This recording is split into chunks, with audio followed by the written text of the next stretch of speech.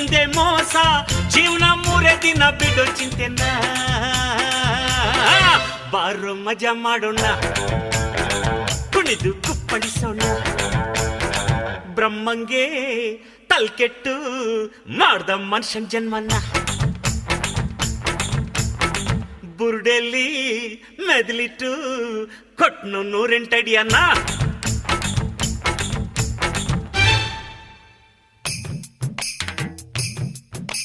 ತಂದಾನೇ